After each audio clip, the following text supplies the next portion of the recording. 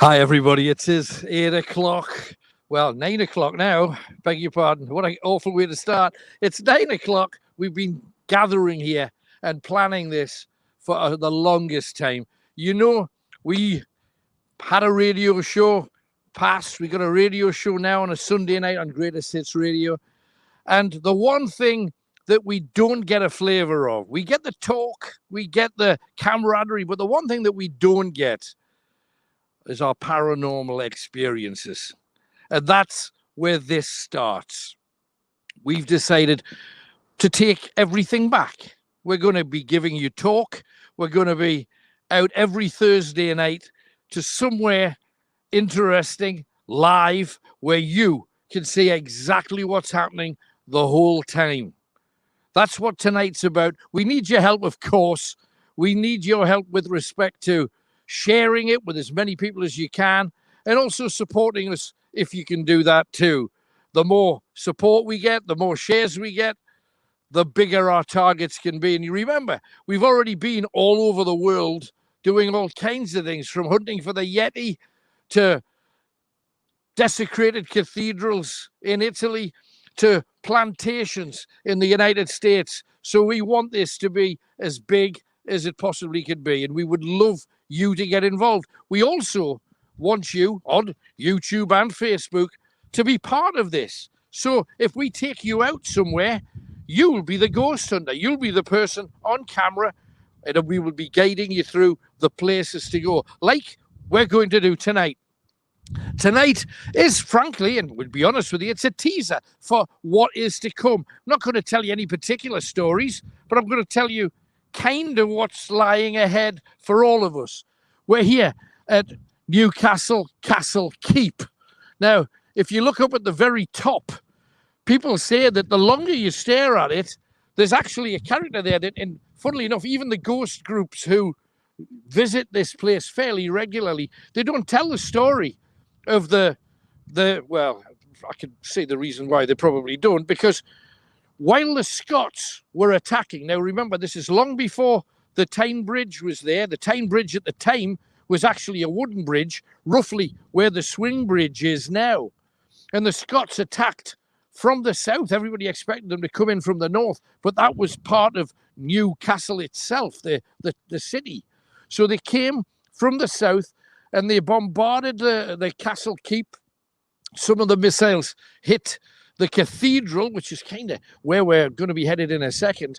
But there was one Geordie on the top. Now, even though they were bombarding stones and missiles of all kinds being catapulted at it, one Geordie apparently stood on the top of the castle keep, pulled down his breeks and waved his backside at the Scots as if to say, stuff you.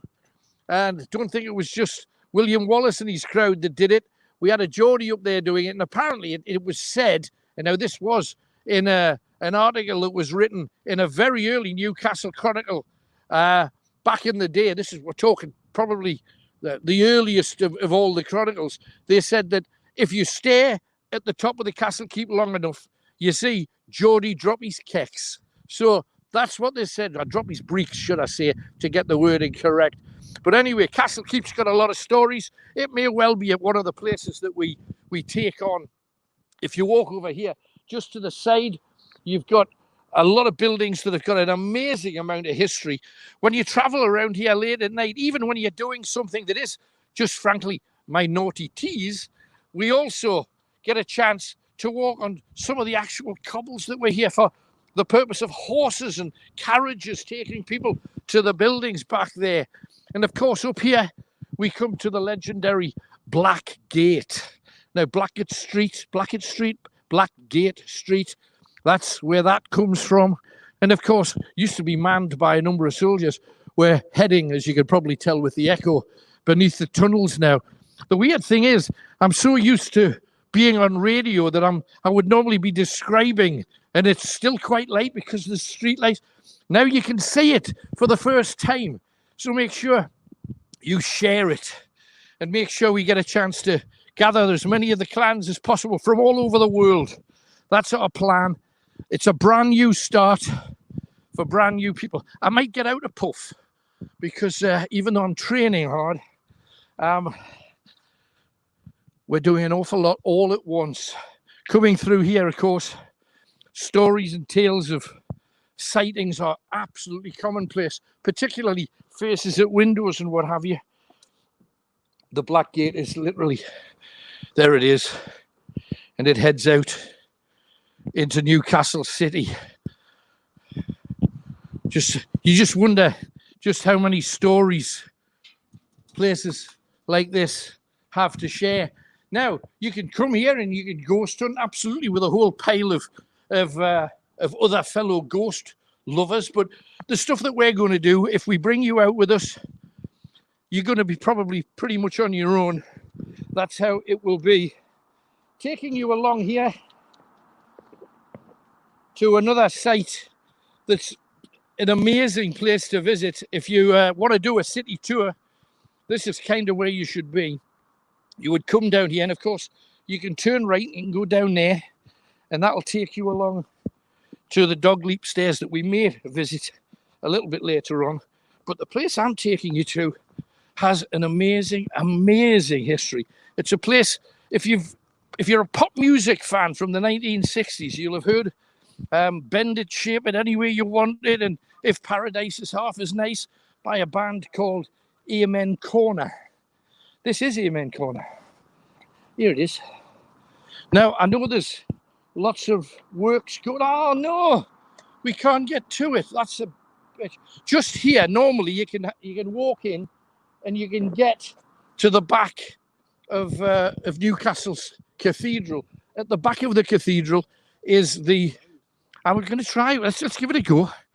We might be able to get around. They wouldn't put a path here, I think, if you couldn't. But just here, frustrating. Here. No, let's see if we can get around. I'm determined to show you guys. It says we walked this a week ago and this wasn't here. But they're digging stuff up. There's the bit that we need as well. Just here. We're going to climb these stairs and you'll be able to see it. I can see the gravestones through this mesh kind of thing. And it's this patch. It just looks like an area of gravestones. I'm not sure whether you'll get a clear look at this any which way you can. Let's see if we can climb the stairs. Yeah, there you go. Over the top, there's an area of trees, old trees. There's an area here, and there's another area just around the side here that we hopefully will be. Yes, we can see it. Here it is. There's an area here at the back of the cathedral. That's better. Just here, they've turned part of it into a car park. The rest of it used to be graves. They flattened the graves, but beneath the two areas, it's where the plague bodies were buried. And there's 2 or 3 stones, especially on the part that's behind the screens, that have got skull and crossbones on them. Now, people used to say, oh, that's because they're pirates. No, that's all about the plague. That is all about the plague.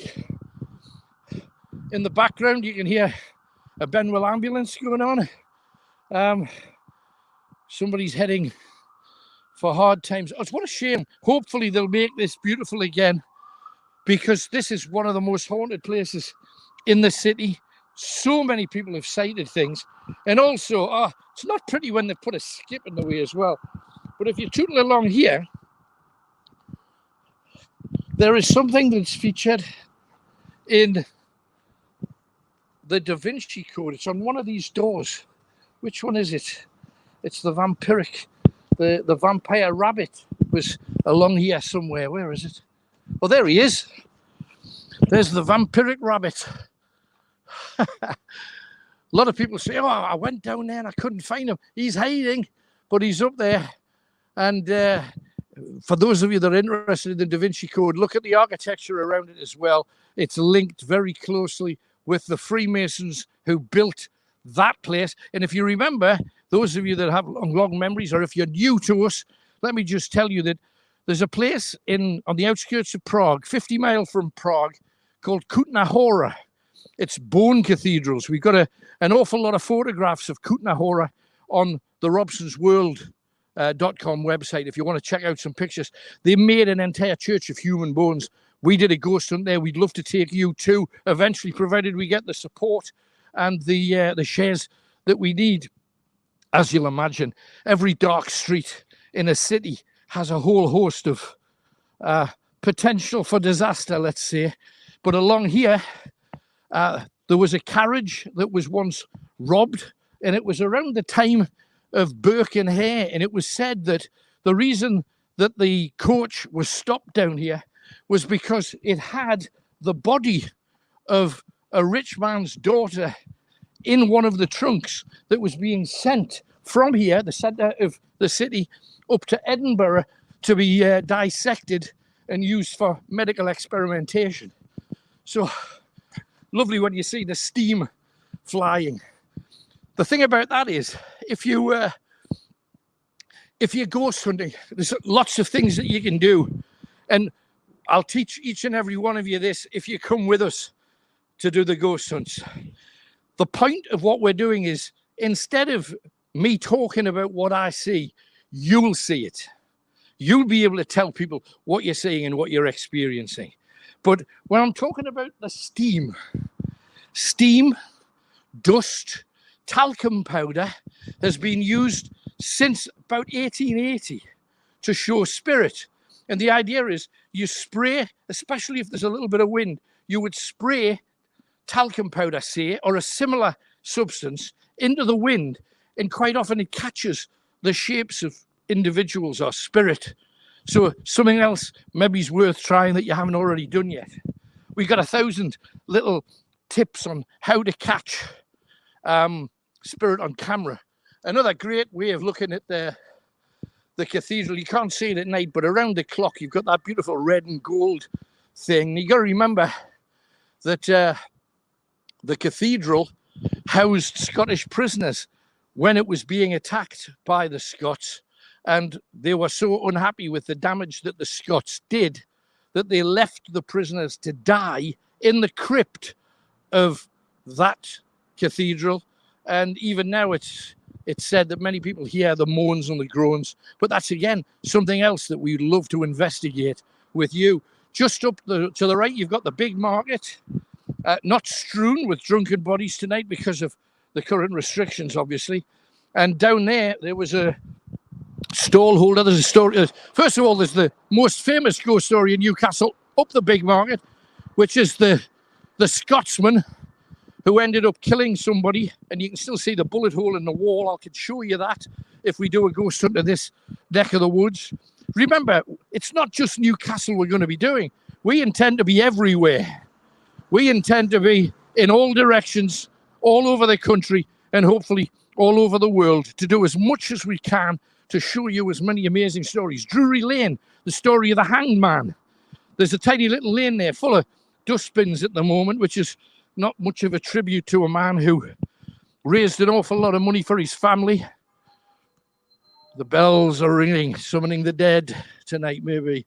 Well, down there, right at the very, very end, attached to a window down Drury Lane, a man hanged himself. He was a businessman. His business failed. He couldn't look after his children. They were told his wife and children were going to be thrown out on the streets. And in shame, the man hanged himself right down that lane.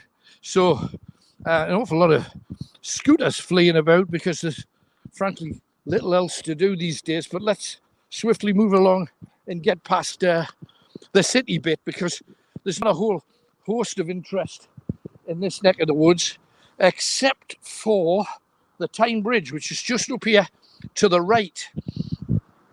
The stories of all descriptions from around here. This is Swan House Roundabout that's up ahead.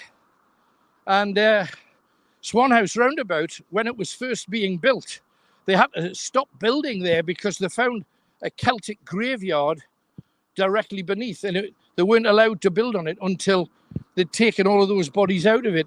And since then, a lot of people that live in the apartments there and some of the businesses have experienced all kinds of paranormals, this and that. Some say poltergeist activity, others say that shapes move through the rooms. But that's Swan House Roundabout. You move round to the side. Oh, blimey. It's cold tonight. So I hope you're snug and warm, and I hope your family's safe. Let's get through everything we've got to get through together. Then let's get out there and look. Every Thursday now, from 9 o'clock on, we're going to be rocking it. We've already got some plans for the next couple of weeks that I think will really excite you. We're starting proper week after next, but we need you to summon the troops from around the world. Everybody you know, make sure they know. Now, just along here, hang on. Woo, if you could look, we'll be going there eventually, so don't panic. I'm just trying to remind you of all the places that things have happened. If you walk down here it is, you find some long stairs. Is it that one? No, it's this one. You go down here. We're just walking in what appears to be a bit of a circle. And you know why? Because it's a bit of a circle. I just don't want you to miss some of the more important things. We're not telling you the whole story. We've got the whole story of all of these things. But we want to do each one individually so we can suss it out. And if there's spirit there to be seen, let's see it. I mean, even when we're traveling tonight through the city, there may well be things that you spot. And if you see anything, make sure you report it. Everybody that has an eye on anything should be looking and checking and seeing. A lot of people think you're only ever going to see a ghost in a castle or a stately home. That's not true. You can see them anywhere, more commonly in people's own homes. And that's another thing. If you have a house that's haunted, tell me what it is. Give us the keys. Stay at your mum's when you can. We'll go in, do the whole thing. We'll interview you in the process. We'd love your stories, and we'd love to see if there is anything there. And if there is, we'll find it and hopefully maybe be able to do something about it if we can. As you know, I qualified as an exorcist many moons ago. Don't get as much practice to do it as I have in the past, but I'm keen to get back to all of that again. Remember, the more you share, the more you support, the more we can do. And the more that I say we can do, I mean you and I. We're the team now. Let's make sure we get it done. Walking down here, and my team will be Hollywood Tony McShane, if you can remember him from our past affairs. He will be head camera person. He is today. We're keeping our distance, and he's masked. And also Chris will be joining us eventually, but obviously at the present moment, we're only allowed 2 people, so we are following whatever rules we really have to do. You come down here, somebody's giggling. Or are they? There's still some people out. Right down here, you see, now we could have just walked down there. But I wanted to get the Tyne Bridge and all the other things. But when you walk down here, you'll see the Vermont that we maybe saw the sign for when we were up beside the Castle Keep, because we're coming down here. And whether you realize it or not, some of the most beautiful places on earth that we've taken you to, places like the San Francisco Bridge, places like the Eiffel Tower, they're the world's 2 biggest suicide spots. And this is another one. Not just this part of the bridge, but obviously the Tyne Bridge itself. This part of the bridge here, surprisingly, you would think, well, surely if anybody was going to do that, they'd go to the river maybe. But no, this is one of the most common places, tragically, for people to lose their lives. And it's said that on quiet nights, especially when it's foggy, you see figures walking through fog here, and there's actually nobody there, up some of the dark lanes that you see from side to side. The one that leads up there to the Surtees. Little dark lanes, but when the fog comes in, when the sea fret hits, you get all kinds of things like that. There's our security team. Look there. This is the reason that we've come down here. And as I say, it is a circle from where we've just been. This is amazing. If you think I'm climbing it this time of night, you've got absolutely no chance at all. But this is the legendary Dog Leap Stairs. The Bessie Surtees story. Not going to get into it other than say that up this staircase, now look at how steep this staircase is. This is incredible. And there's stuff moving around up there that I can see now with my own eye. I'm going to put my little wrist.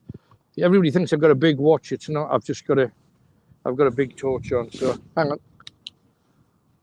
There's stuff moving around up the top. Don't know whether you can see it. Just at the top, the darkness just slightly moving. And I'm not surprised. The ghost of Bessie Surtees certainly isn't here as far as we know. But up this, to escape a pack of hounds, a man on a horse with Bessie Surtees hanging, clutching onto the back of him, ran up here on a horse. Incredibly. And the dogs were tumbling and falling, and the horse kicked a couple of them. Absolutely incredible story. And it happened right here. And the rest of the story happened a little bit further down. Tony's just circumcised himself with the cable there. You come down here, and it is, of course, the Quayside. So what's the Quayside famous for? Well, of course, ships back in the day. Whoops, does the turn. Ships back in the day, the tall ships with crews looking to try and find people that would work on board the ship, and nobody wanted to because it was a hell of a life, and it was the average life expectancy of somebody on board a tall ship between 1750 to 1850 was 3 trips.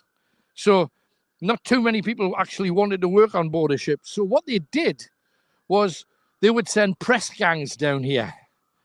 Incidentally, can I just say, they used to do a Cajun pizza there at Prima. And I haven't had one in ages, but I could murder one tonight with the cold weather being as it is. But anyway, down here, press gangs used to operate. You would get some members of the Queen's Navy. I mean, we're not talking, well, we are talking thugs, but we're talking thugs that were paid by the Crown to find anybody that would work on board ship. So what they used to do was they'd wait till everybody got mortal at the Crown Posada here, and which has just been declared the last man's bar in Newcastle across the last couple of days. But they'd go to all the bars around here, and they'd wait till people were absolutely mortal. And if they were that drunk, they'd wait till Chucky out time. As soon as Chucky out time came, they'd just grab them, carry them to the ship. They were the new sailors for the next trip. The other thing they used to do, and you probably already know this, you know, when you go to antique shops, you see a tankard, and the bottom of the tankard is clear, it's just glass. Well, the reason it's glass is because what the king's men used to do, or the queen's men, depending when it was, they used to drop a shilling into a drink and say, would you like another pint? I'll have another pint. Give them a pint with the queen's shilling in it, and they'd accepted the queen's shilling, so therefore they were a member of the crew too. Didn't matter whether they had another job, didn't matter who their father was, they were on the ship. So they made glass tankards, so you could look if somebody bought you a pint to make sure you weren't being called up to the Navy. So anyway, when you move down here, the other thing that that you possibly don't know about is what the Quayside was actually used for. Hello, man, you all right? Yeah. Let me shake your hand. How are you doing? Thank you. Right. Good, nice to see you. Take it easy. Stay safe. We're just doing a live thing, so you're almost famous. Thank you. So you move down and you take a look at the Quayside. Now, the Quayside, what was it used for? Back in the day, the whole idea of the Quayside was it was the place where everybody went to see everybody else. It was like where you would go to promenade. You would take your partner down. There'd be you and she, or she and he, or he and she and she, whoever it was. You would take your partners down to the Quayside. On one side, you had all of the tall ships. On the other side, you had amazing buildings. Many of them, you could drink your teas and have a drink and all that kind of thing. But this was the place where it was busy, busy, busy. There would be market stalls along there. And also, when it wasn't just market stalls, you also had a number of poor people that would come, and they would just spill all of their wares on the floor, like any clothes they didn't want, any old shoes, and they would sell them to anybody. It's tragic, really, but literally jumble sailing their own house. Anything they could afford not to keep, they would sell just in piles. So the rich people would come out, the poor people would be down here too. And to be honest, that pile of old clothes turned into Sunday's Newcastle Quayside market. So that's what happened down there. But the other thing, from about 1600 onwards, they used to embarrass their wives down at the quayside. They used to put gadgets on their wives to hold their tongues, and they would walk them, parade them with sometimes collars around their neck. And it's hard to believe, but the men, if the woman talked too much, would discipline them by holding their tongue, making them wear metal masks so they physically couldn't talk, and they'd walk them to and fro to show how much power and superiority they had over women. I would love any man to dare try that for a second today. But that's what they used to do down here. The Guildhall. Oh, stories for the Guildhall. The Guildhall temporarily was used as a coroner's office. So anybody that came off the bridge, and we mentioned people leaping off the bridge, that's the other part of the bridge they leap off, just over there, if you can see it. And the coroner's office had to be nearby because bodies were washing up from the river, and the Guildhall here, for a while, was used as the coroner's office. It had slabs, it had mortuaries, it had people trying to work out how people had died. And of course, around here, that's the end of the swing bridge just ahead. For those of you that don't know Newcastle upon Tyne, as I say, the bridge is just there, and the swing bridge, being what it is, was the Newcastle Tyne Bridge. You can see a little bit of it through the gap just there. That's the swing bridge. Let's walk the end of it. You might as well get a proper look at the beast. But just as we go, let me point out this to you. There, from the above window on November the 18th, 1772, Bessie Surtees descended and eloped with John Scott, later created the first Lord of Eldon Square and all of that, and Lord Chancellor of England he was. So that's the window just above it. Now, if imagine your lady lives in there and you fancy the pants off her and you can't get near her because her dad's holding you at bay. So you bring your tallest and stoutest horse to stand beneath the window. He stood on the back of the horse.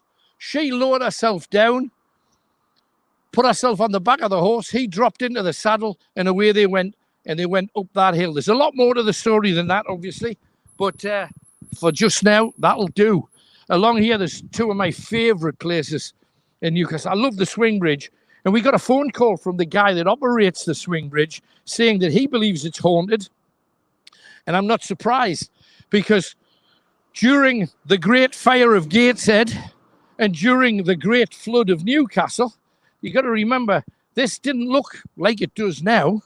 It doesn't look like a wooden bridge, but it is. And at the bottom of this building here, where Sambuca is, in the cellars, the buttresses of the original Newcastle Tyne Bridge that went across there was the same Tyne Bridge the Romans used, the same Tyne Bridge the Scots attacked over was there. But they used to have buildings right the way along on both sides. And when the Great Flood happened, they were wiped out and all the people living in those buildings died. So to suggest that the building, now the operations room on the swing bridge is haunted, understatement. Inevitable, really, with the amount of death that occurred just there. There's a few people believe that if you look off the side of the swing bridge during a really strong tide, now you've got to remember, tidally, the quayside has flooded in fairly recent years. And if you happen to look over the side at the time of a high tide, which I wouldn't advise you because you'll get your feet wet, you're supposed to be able to see the heads of those who died on the day that the Great Flood hit. I'm going to try and get across the road now without anybody hitting me cable, because I'm a good distance away, trying to keep as safe as we can. We're moving along, and the quayside is just here, as you know. You can see the Hilton just over the river. The Hilton, of course, on a site where there was a battle, again, going back to the time of Wallace over there. Everywhere you go in the north, to be honest, if you look deep enough, pretty much anywhere you go in Britain, you can find some juicy story if you keep digging long enough. This, as we said, was the old coroner's, Newcastle Guildhall. I remember in the time of hot and heavy music, absolute respect if you're still a rocker, the macho metal muchachos meeting up in there. And we had a gig in there very early doors that was fairly disgusting for its time. And along here, this is the main area of tragedy, really, where people, desperate people, and again, never ever think of losing your life in such a way. There's always something around the corner. There's always something better coming. And no matter what's happened in your life, better days ahead. Absolutely better days ahead. Right. So we are now on the Quayside. Love the Quayside. I know it's brassic. I know it's freezing and all of that. Love the Quayside nonetheless. And along here,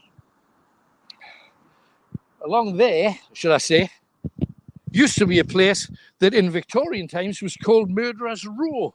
There's a tiny little, I haven't been along here in a long time, but apparently there's a bridge that you can go under, like a little arch that you can go under that goes right the way along the riverbank.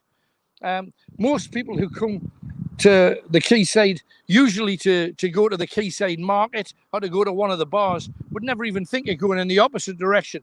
But Murderer's Row used to be technically as far as you could go safely. You could go up to that arch. Anybody that went past that arch was running the risk of losing their lives. So it was Murderer's Row. It's not now. They've tarted it up. Happy days. Let's hope it never gets that title again. So the Tyne Bridge.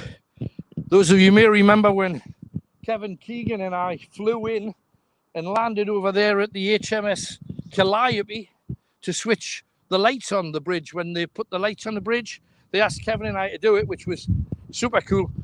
Kev, his missus and children and myself flew in, landed over there, pressed the button from the swing bridge itself, lighting it on before, because it didn't have lights before that. Up here, you see, I keep telling you, in every direction, there's a story to be told. Now, up one of these, is it this one? I think it might be the next one. There's an Italian restaurant. Not going to plug its name because it's gone from the top of my head. It's definitely the next one along. But while we're here, just scan over there. Hiya. That's nice. Even when there's nobody on the streets, I'm still getting recognised, which is a blessing. And thank you so much. If you scan the banks, just think for a second. Could you throw a stone that far onto the other bank? Could you do it? No. Doesn't matter if you're the strongest man in Britain, you wouldn't get a stone over there. What do you think it would take to throw a full barrel of oil from that side to this side? Well, during the Great Fire at Gateshead, and it's an amazing story, and we will definitely be doing a ghost hunt in that variety, they were sending over 40 barrels of oil flying in the air with explosions across to this side of the river, landing on the tall ships, setting them all on fire, people running out on fire themselves. And it was up this next street that committed something. And if ever I went to this restaurant, and again, you know how hungry I get when I'm out in the cold. If I got a chance for a nice spag bol roundabout now, it would be wonderful. And that's what I'd do. But we should actually have a ghost hunt in the cellars and the upstairs building of this restaurant. We've never asked them, but on seeing this, they might hopefully come back to us and say, well, why not? Well, should at the minute. Anyway, it's just up here. Let me show you it, and then I'll tell you the story. If you look at the buildings, you might think, oh, they're really old, aren't they? Yes, they are. But some of them are remodeled because you see this bit here? Sabatini's. That's the name of the restaurant. It's just here, across there.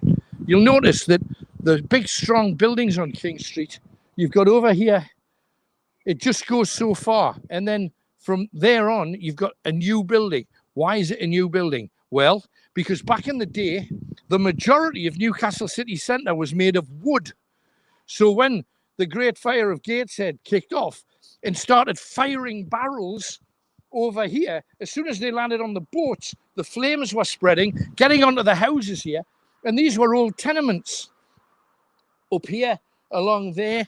Most of the streets, especially the long streets leading up Dean Street, they were just tenements, wooden houses, hovels. And also back then, they used to do that thing that was commonplace in Scotland, commonplace in hard-working areas all over the country. And that is, mothers would live with their grandparents, the bairns. You'd have 3, 4, sometimes 5 generations all in the same house.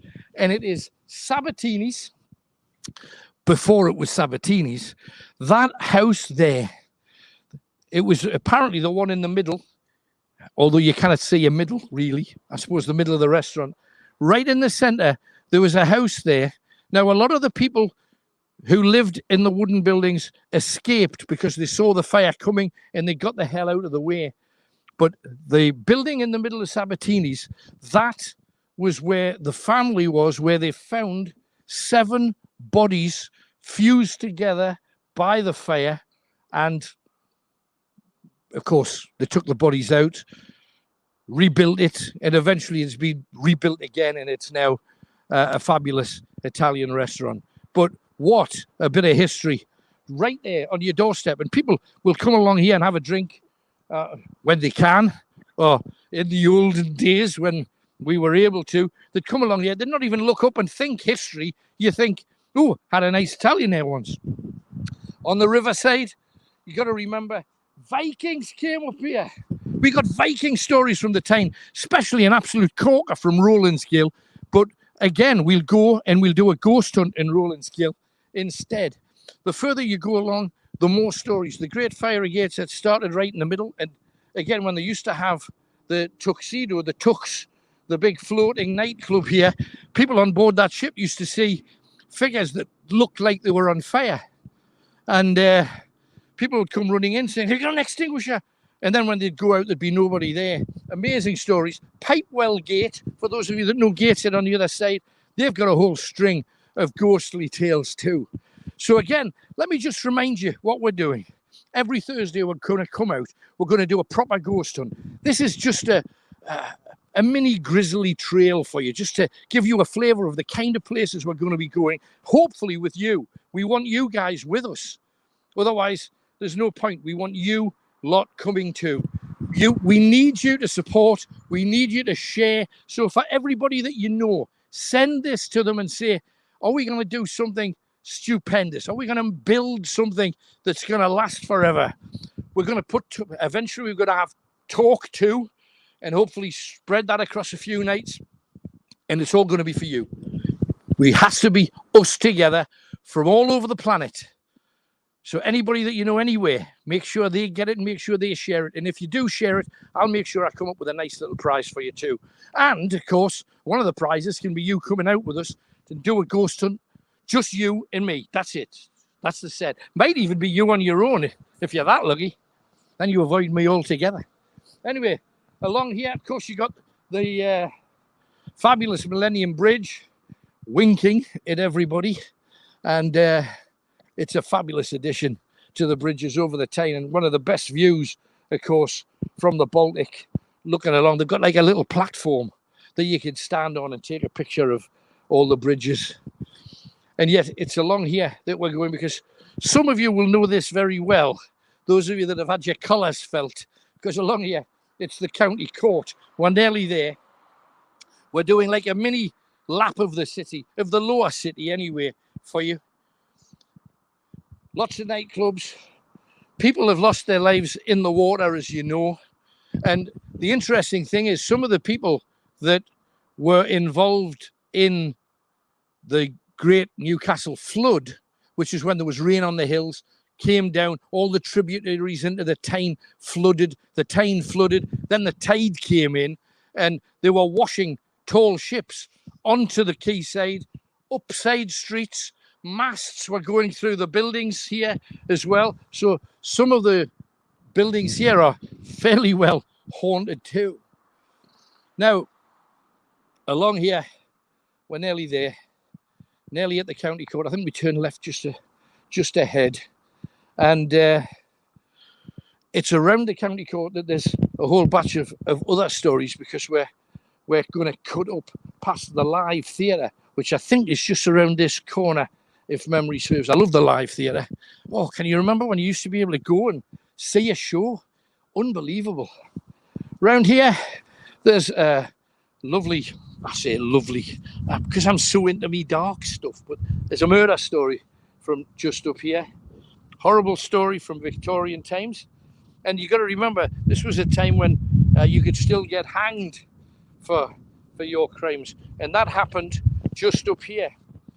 So we've got an awful lot to tell you about. But every week we're going to be live on Facebook and YouTube, turning what was our legendary ghost hunts into a visual experience. So you're going to be able to follow us every step of the way. But please get involved. And also, when we're out doing these things, make sure you tell us whatever it is that you see. Visiting haunted locations around here to start with, around the north in Scotland, Yorkshire, what have you. And then some of the most haunted buildings and castles. And once, of course, lockdown allows, we're going to be doing that. But in the meantime, we'll be gaining access to some amazing outdoor places, because the most important thing is everybody has to be safe. The streams are going to be free to watch every week. We've also set up a supporters group, and anybody that supports will get added in extra content, and you'll always get a live stream on the main event. There's a support us button on the Facebook page, so if you're watching this on YouTube, please head to Facebook and search for us, Night Owls UK. Oh, they're letting us know.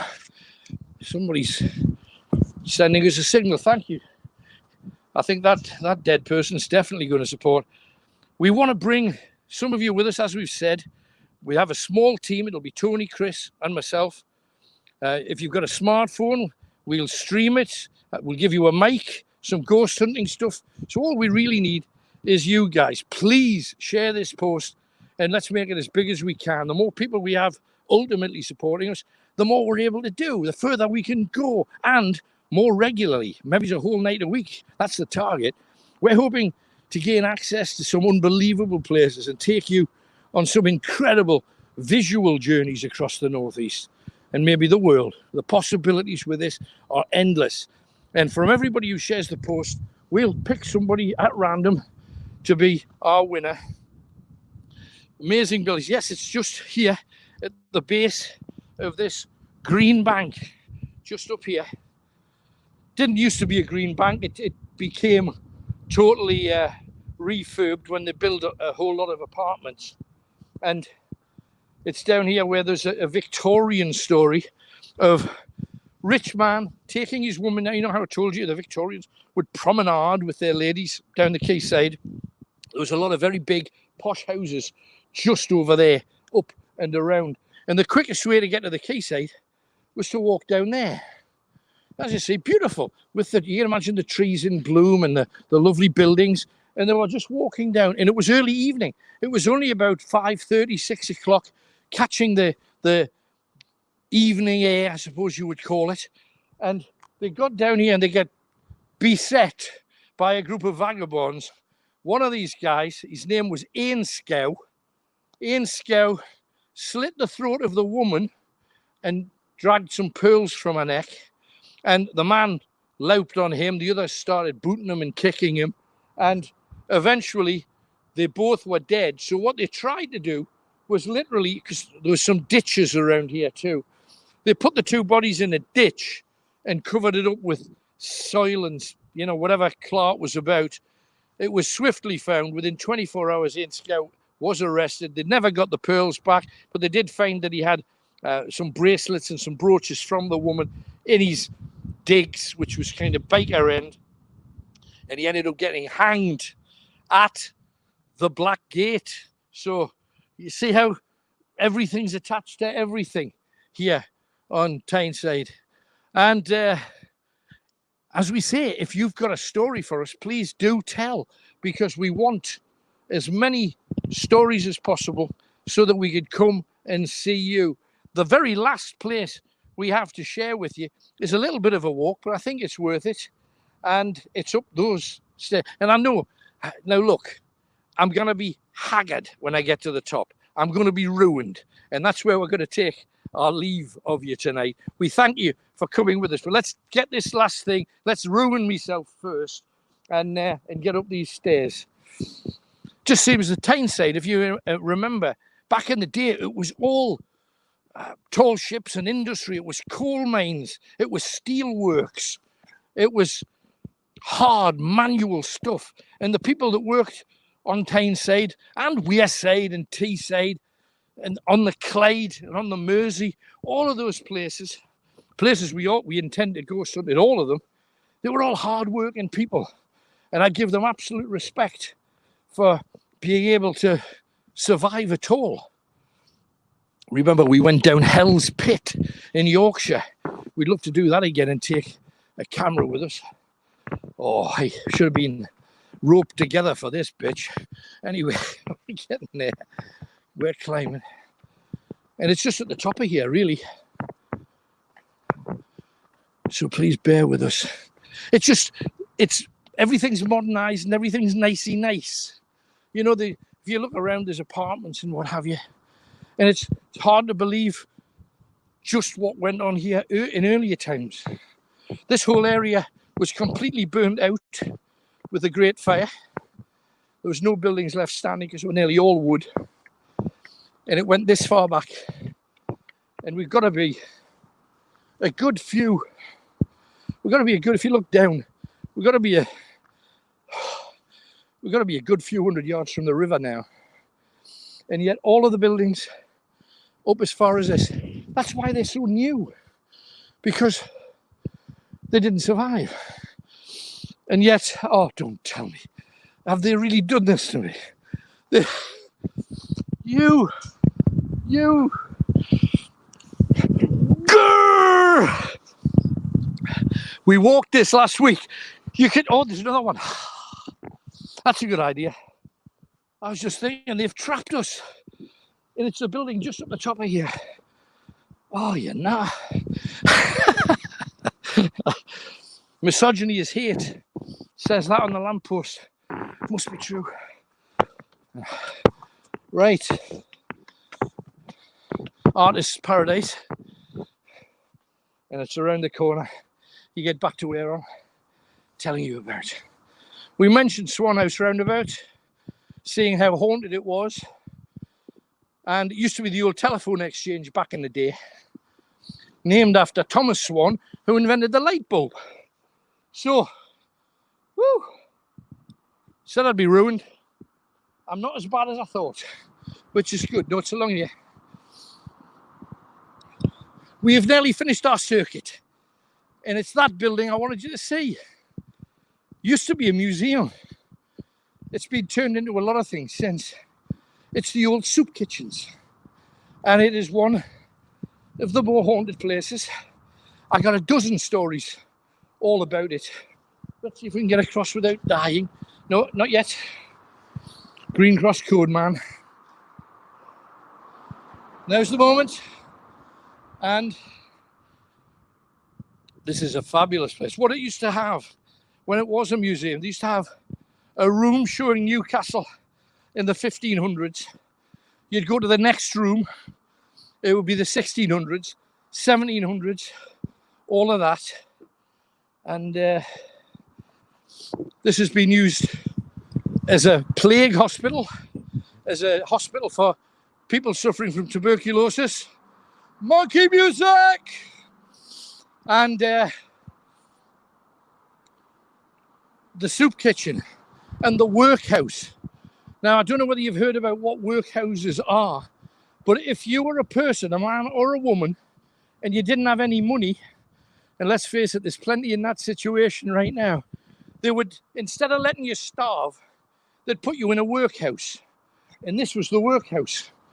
They used to have rooms where people would just sew all day, make bags, make bits and bobs, make sacks, and they'd sit all day doing like 10-hour shifts, making these things. And at the end of it, they'd just get fed. It was nasty. A lot of people died. Disease went through the place like a dose of salt. And there was a lot of cruelty, and a lot of the people that were doing it, running it, because it was a pittance of a wage, the people running it were usually not particularly nice human beings. So there was an awful lot of torture, mental abuse, physical abuse, and it all went on here. At the edge of the building, there's a plaque that you may or may not be able to see once we come out. In fact, I'll show you that, and that's where we'll end. Just on the other side of these ladders, there's some stairs up. Then you'll be able to see the soup kitchen logo. And it's funny, isn't it? It used to be a workhouse that brutalised people. And of course, yes, it saved their lives because they were getting fed, but they did not take the piss, frankly. They used to beat them, kick them, hurt them, rape them in there. And we've got to do a trip. We've got to do a ghost hunt in there, and we'd love you with us. Please think about it. We're going to start something brand new. We're going to make it amazing. Bless you. Right, up the stairs we go. And my hat didn't blare off once. I thought that was just it. Oh, there we go. And if we head just over here, you can focus on the plaque, which shows you. Can you see through the tree? There you go. General Soup Kitchen. 1880. I hope you can see through there. Climb through to. Yeah. If anybody's going to get prickled, it might as well be you. So there it is. Hopefully you can see it. The old soup kitchen. And this is a road that people will drive past every day to and from work when they're working and not furloughed. And you just sometimes forget what diamonds, what wonderful things are out there to be seen. And we're going to show you. So that's it from me, Alan Robson. Thank you very much. Remember, the key words, they're both S's. Share and support if you can. Please make sure that you do.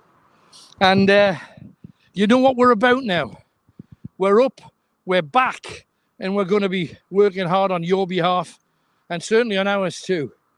Every Thursday we'll be out live somewhere, and we'd love you to come with us. And until we're back together again, from me and Tony and the rest of the team, wherever they happen to be tonight, good night. God bless you. I wish you well and spread the word.